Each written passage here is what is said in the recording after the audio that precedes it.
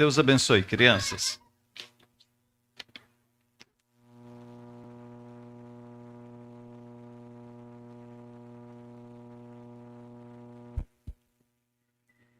Boa noite, meus irmãos, graça e paz no Senhor Jesus.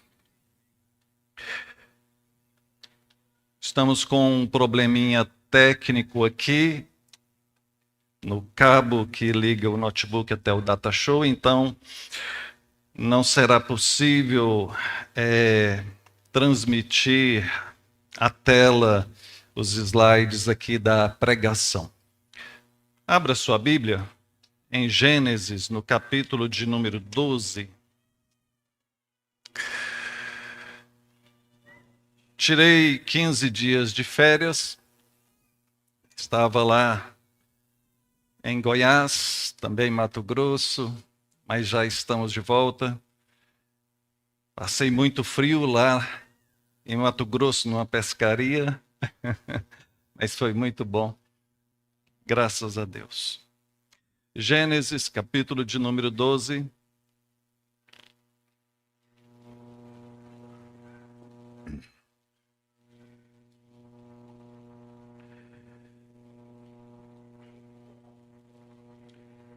Ora, disse o Senhor a Abrão: sai da tua terra, da tua parentela e da casa do teu pai, e vai para a terra que te mostrarei. De ti farei uma grande nação, e te abençoarei, e te engrandecerei o nome. Sê tu uma bênção. Amém. Que o Senhor nos abençoe em nome de Jesus. Queridos, quando nós pensamos a respeito de Abrão, que depois veio a Abraão, Deus muda o nome dele lá no capítulo 17, verso 5. Deus passa o nome dele de Abrão para Abraão. Então, se eu falar Abrão, Abraão, estamos falando da mesma pessoa, não é? Abraão é um personagem fantástico nas Escrituras e dele, na verdade, brotam três das maiores religiões do mundo: o cristianismo, o judaísmo e o islamismo. Todas essas três, de certa forma, têm Abraão em grande estima, como sendo aqui este pai da fé, como as Escrituras mostram. E tudo aqui tem início nesse momento, quando Deus vai ao encontro deste homem. O texto não nos revela como Deus falou a ele, mas ele ali na cidade de Ur dos caldeus, os caldeus, um povo idólatra, um povo que não conhecia o Deus verdadeiro.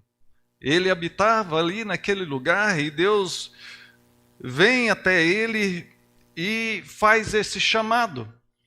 Um chamado que, na verdade, é para todos nós, um chamado para viver pela fé.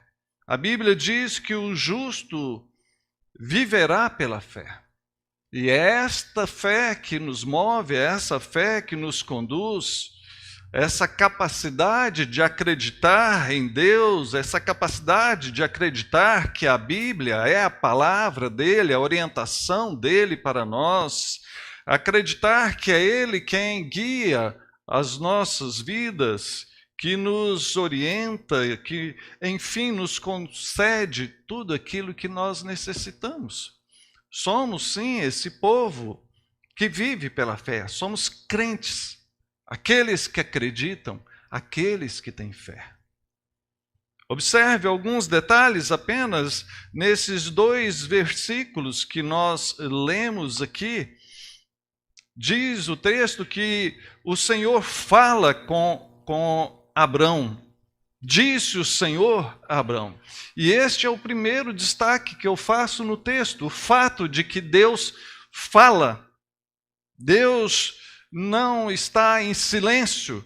Deus não é mudo, Ele fala, Ele orienta, Ele não permanece em silêncio, a começar pela Bíblia, que é a palavra dele para nós. Deus fala através do Santo Espírito, seu Espírito que habita em nós. Deus fala usando pessoas, como está me usando nesse momento, como usa um outro irmão quando vai conversar com você, quando te dá um conselho, quando te dá um alerta. Enfim, Deus utiliza de todos os meios para falar conosco. É um Deus vivo, um Deus que age, um Deus presente. É assim que inicia o nosso texto, o Senhor indo ao encontro de Abrão e falando com ele, trazendo ali a orientação devida, e essa orientação diz o seguinte: sai da tua terra, sai da tua parentela, sai da casa do teu pai e vai para a terra que te mostrarei. É um chamado para este homem, um chamado para que ele possa seguir uma missão, uma orientação dada por Deus. E Deus faz isso com todos nós. Quantas vezes Deus já te orientou? Quantas vezes você precisou de uma orientação dele e você falou, você orou: Senhor, o que eu faço? O que eu devo fazer? O que é melhor? Qual é a tua vontade? E Deus graciosamente vai nos orientando nesta maneira.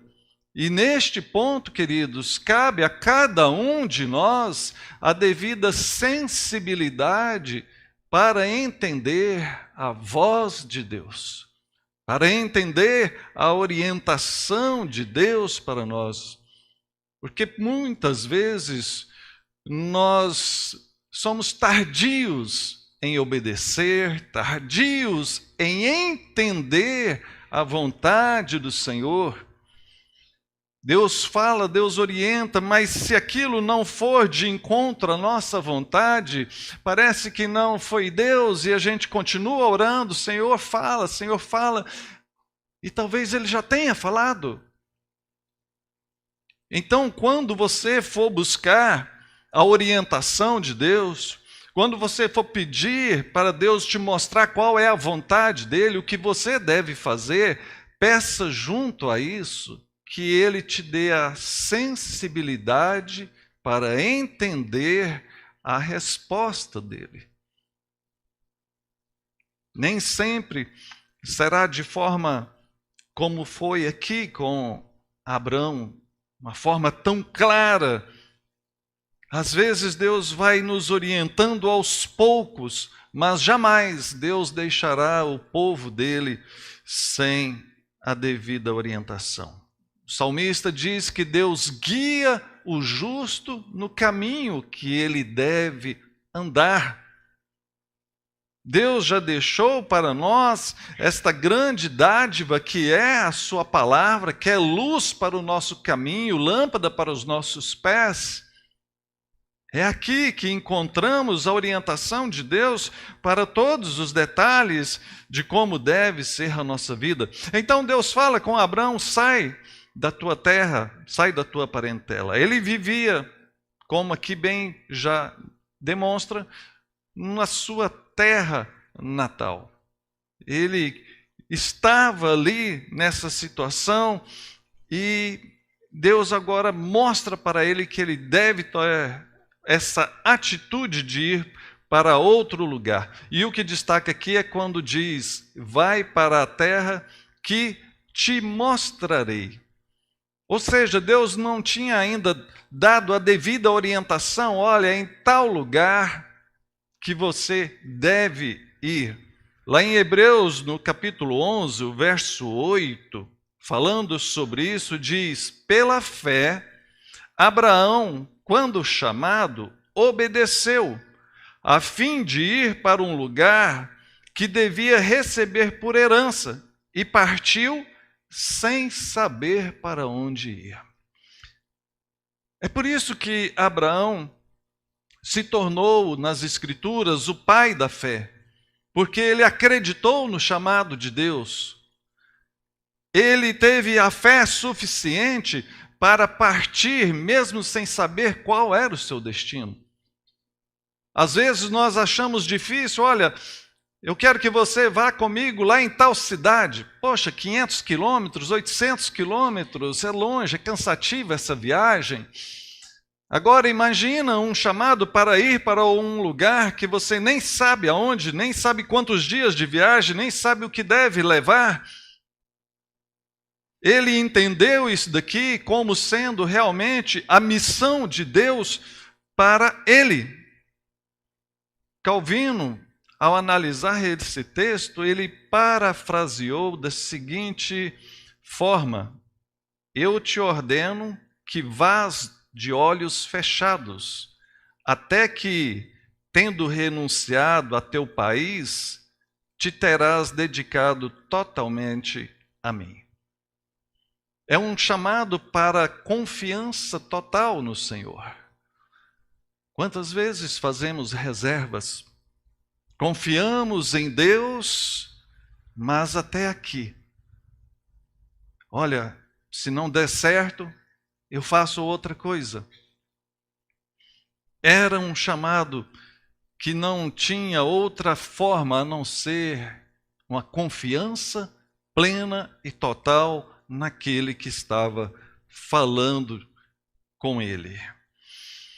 Em seguida, ao chamado do Senhor, Deus dá uma promessa, dizendo: de ti farei uma grande nação, te abençoarei, te engrandecerei o nome. E ao entendermos isso daqui, ao analisarmos isso daqui, fica parecendo que Deus estava prometendo grandes prosperidades para ele. Ele se tornará uma grande nação, ele será abençoado, ele será engrandecido no nome, ou seja, se tornará famoso, fama, dinheiro, prosperidade. Quem não desejaria isso? Mas, na verdade, queridos, o que Deus está prometendo aqui é a capacitação para que ele cumprisse a missão. Era necessário que ele fosse abençoado. Era necessário que ele se tornasse uma grande nação, porque era através dele que Deus iria abençoar outros. Deus estava capacitando, fazendo tudo aquilo para que ele pudesse ali ser o início da bênção de Deus ao formar o seu povo escolhido no Antigo Testamento. E sabe, queridos, quanto mais você se entregar ao Senhor, quanto mais você se envolver na obra do Senhor, quanto mais você abençoar, quanto mais você investir no reino de Deus, seu tempo, suas forças, seus dons, seus talentos, quanto mais você investir no reino do Senhor, mais você mesmo será abençoado. Porque o Senhor vai te capacitando. O Senhor vai te concedendo para que você possa fazer mais. Porque o Senhor daria se você vai usar apenas para você mesmo? É o salmista quem diz também: se eu, no meu coração, contemplar a vaidade, o Senhor não me abençoará. Ao pensarmos nas bênçãos de Deus, ao pensarmos naquilo que podemos receber da parte de Deus, temos que sondar qual é a motivação. Por que eu desejo essa bênção? Por que eu desejo isso?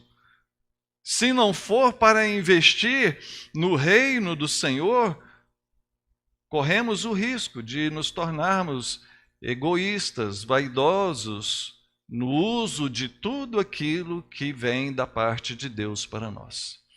Todo bom crente, todo bom cristão, reconhece que o que ele é e o que ele tem foi dado por Deus. Dado por Deus para o nosso sustento, mas dado por Deus para que também possamos servi-lo no seu reino, abençoando e cumprindo assim a nossa missão. E é isso que ele diz em sequência: sê tu uma bênção. Seja você uma bênção. Seja você uma fonte de bênção. Ao estudar esse termo aqui, a gente percebe que ele vem na forma imperativa. Ou seja, é necessário que nos tornemos bênção no reino do Senhor. O Senhor nos chama, nos salva, nos capacita, nos prepara, nos instrui.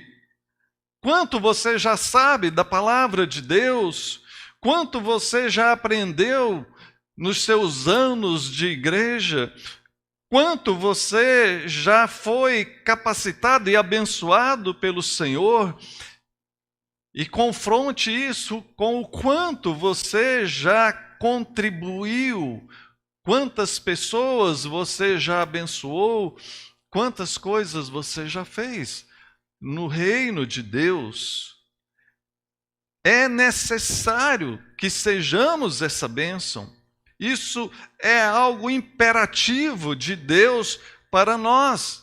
O texto não está dizendo algo do tipo assim: olha, Abraão, se você sair daqui, se você sair desse lugar e você me obedecer e for para um outro lugar que eu vou te mostrar, então eu vou te fazer rico, você vai ficar rico, vai prosperar, vai ficar famoso, e então depois você seja uma bênção. Não. É uma ordem. Está tudo aqui no mesmo pacote. O chamado de Deus é para que ele possa cumprir essa missão. O propósito de Deus era muito mais amplo. Deus estava em vista ali a formação de todo o seu povo, a igreja no Antigo Testamento, o Israel de Deus, as 12 tribos, aqueles que vivem pela fé, aqueles que são eleitos, escolhidos do Senhor. É isso que Deus está em mente. E não foi Abraão que fez isso, Abraão foi ali a semente. Foi aquele que iniciou, e não foi apenas ele, o que dizer, por exemplo, de Noé? O que dizer de Moisés? O que dizer de Josué, de Caleb, de Elias, de Eliseu, de Davi, de tantos outros? Homens e mulheres de fé que entenderam que foram chamados por Deus, capacitados, abençoados por Deus para fazerem a diferença, para contribuírem dentro daquilo que o Senhor os chamou. Perceba então que há aqui toda na linguagem teológica uma estrutura pactual, há um pacto de Deus aqui com Abraão. Ele chama Abraão, ele capacita ele dá essa missão e assim o conduz. Quando olhamos o restante da história deste grande homem do Senhor, percebemos como ele vai cumprir cabalmente a sua missão. Perfeito? Não. Cometeu erros. Ele, em algumas vezes, cometeu erros, assim como Noé, assim como Moisés, assim como Davi, porque todos eram como nós, falhos, mas que possuíam um coração quebrantado, que possuíam uma disposição para servir a Deus, para ouvi-lo e obedecê-lo. Nós também somos falhos, nós também somos limitados, mas todos nós fomos chamados dentro daquilo que Deus deseja para nós, para nos usar para o bem do seu reino. Então, queridos, já chegando aqui à nossa conclusão, Deus fala. O Senhor está ativo. Às vezes, nas nossas orações, nos nossos momentos de oração, e principalmente quando estamos diante de alguma dificuldade maior, nós somos tentados a pensar: será que Deus está me ouvindo? Quem sabe diante de uma enfermidade, quem sabe diante de um problema financeiro, quem sabe diante de um problema de relacionamento, ou coisas do tipo, diante das lutas e dificuldades desta vida, oramos e parece que a resposta não vem. Parece que Deus não está nos ouvindo. Mas a palavra de Deus nos mostra com toda certeza que Deus fala, que Deus responde, que Deus ouve, que Deus age. Ele é Deus, o único Senhor, vivo e atuante, Rei soberano que governa tudo aquilo e todos aqueles que Ele mesmo criou. Deus falou com Abrão, Deus fala com todos nós. Deus conduz, Deus nos conduz. Ele diz: sai daqui, vai para ali. É a Deus dando a direção na vida daquele homem. Ele sai de Ur, vai para Arã, até ir parar no lugar que Deus queria. Levou o tempo, teve uma jornada, teve os percalços, mas Deus conduziu ele, porque ele tinha esse coração pronto a obedecer o Senhor. Deus é aquele que faz. Deus disse que iria fazer dele uma grande nação, queria abençoar, queria prosperar, e realmente Deus fez isso. Tanto que até hoje nós lemos a respeito disso, o legado que aquela atitude de fé deixou. Muitas vezes, uma pequena atitude de fé e confiança em Deus produzirá efeitos duradouros para você, para a sua família e para outras pessoas. Você ama a sua família. Qual atitude de fé você poderia fazer? Qual é a orientação de Deus para a sua família? E quando ele diz: seja você uma bênção, se tu uma bênção, eis aqui a nossa missão, queridos. A nossa missão é servirmos de bênção no reino de Deus. Quero pedir minha esposa que venha até aqui, por favor. Abraão é um exemplo de fé, queridos, para todos nós. Um exemplo de fé, um exemplo de coragem, um exemplo de obediência.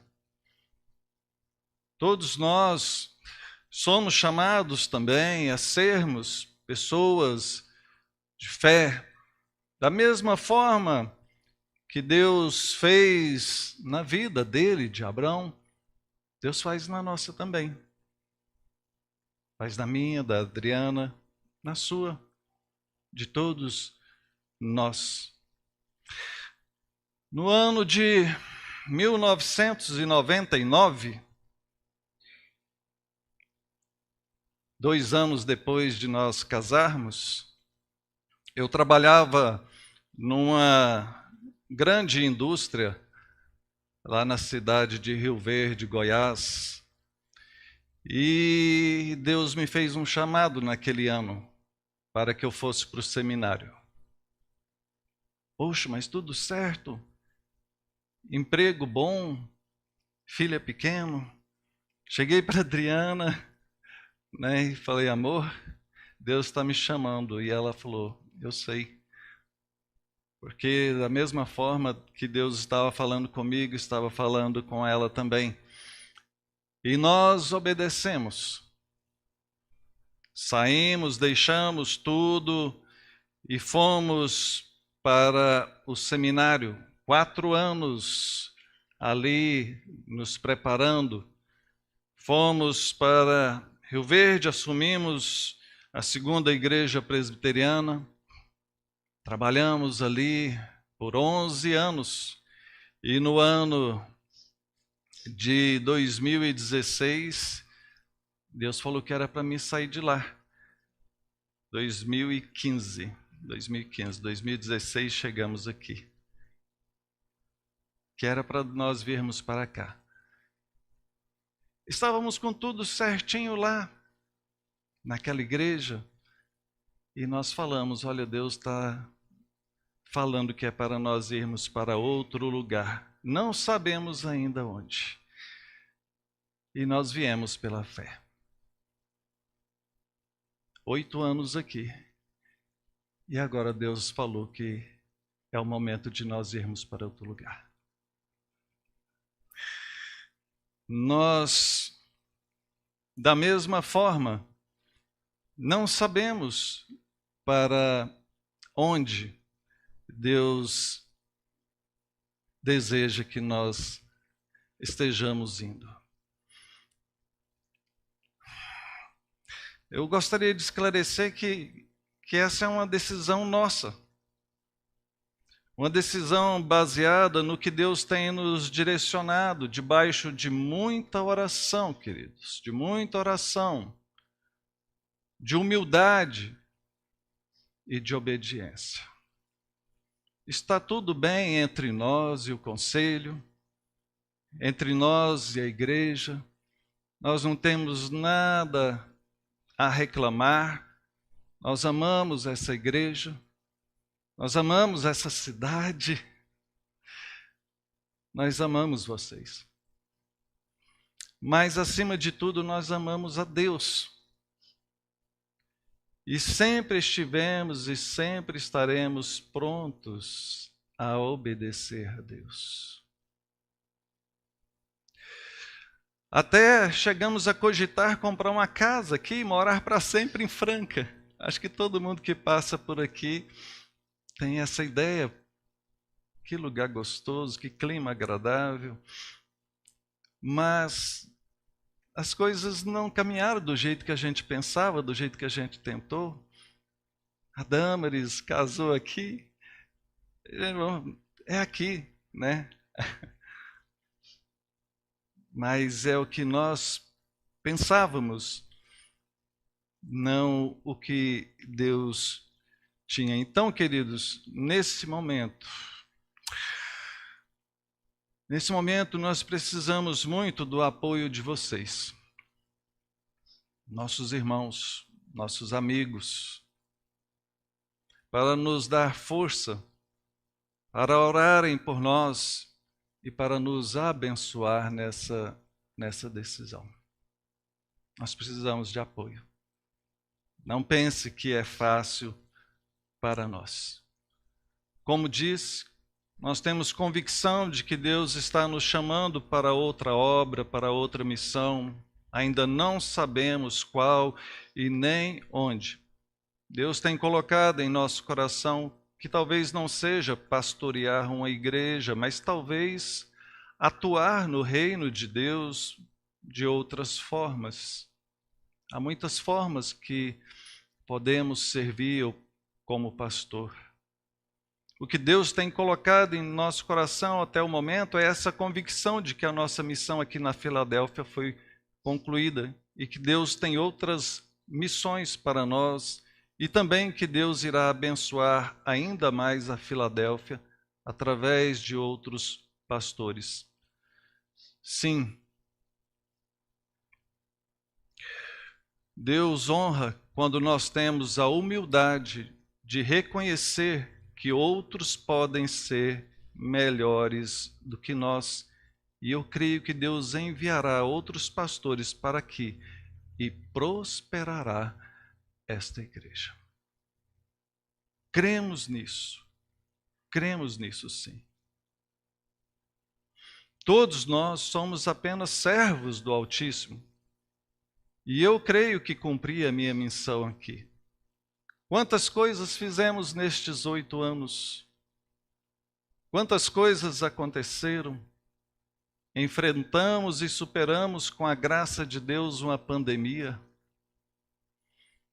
Quantos sermões, quantos estudos bíblicos, quantos aconselhamentos, quantas pessoas passaram por aqui, quantos partiram.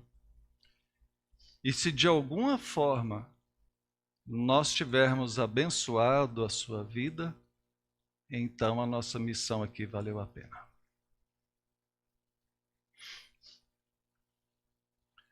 Eu já tinha conversado com o conselho pouco antes de sair de férias, e iremos então iniciar o processo de sucessão pastoral, que é quando o conselho, com a ajuda do presbitério, faz contato com outros pastores, conversam, eles vêm visitar a igreja para conhecer. E nesse tempo, queridos, é muito importante que vocês estejam orando, pedindo a Deus que envie a pessoa certa. Nós estaremos orando também. Gostaria de deixar claro que nós estamos priorizando o bem da igreja. Antes de pensarmos em nós, estamos pensando na igreja. Então, orem, estejam orando por isso. O conselho vai estar posicionando os irmãos neste processo sobre o andamento de tudo. E nós, aqui não é uma despedida, né? Nós vamos ficar até o fim do ano. Até o fim do ano estaremos aqui com vocês. Então, que o Senhor Jesus, que é o dono da igreja, abençoe a todos nós.